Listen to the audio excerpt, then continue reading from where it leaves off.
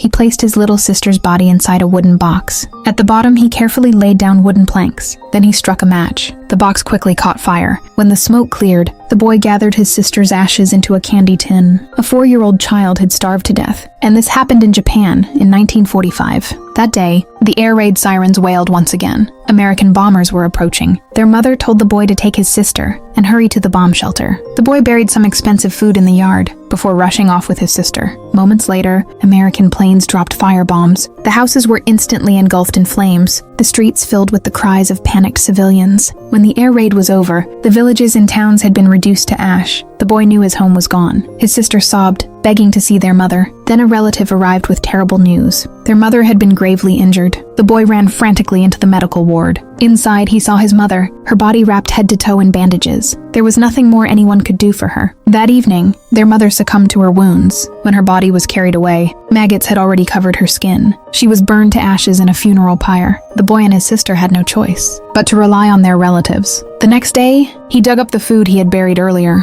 The fine ingredients left his relatives amazed. For a while, the siblings stayed in their relative's home. At night, the boy took his sister into the fields to catch fireflies. Seeing her bright smile, he buried his grief deep inside. But the cruelty of war slowly eroded their family ties. Their relatives treated the siblings worse and worse. At mealtime, they themselves ate thick porridge, while the boy and his sister were given only thin gruel. Every move they made had to be under their relatives' watchful eyes. The boy, proud and strong-willed, decided to take his sister and leave. He withdrew the money their mother had left for them, and together they moved into an air raid shelter. But money always runs out. And from long-term malnutrition, his sister's body became covered in rashes. There was no money left for medicine. One day, the boy returned to the shelter with meat and a watermelon. But by then, his sister no longer had the strength to open her mouth. He placed the watermelon in her arms and went to prepare the meat for her, but she never opened her eyes again. That night, the boy cradled his sister's cold body. He sank into endless grief. The next morning, he bought charcoal and gave his sister a final farewell. He placed her ashes into a candy tin, and then the boy himself wandered the streets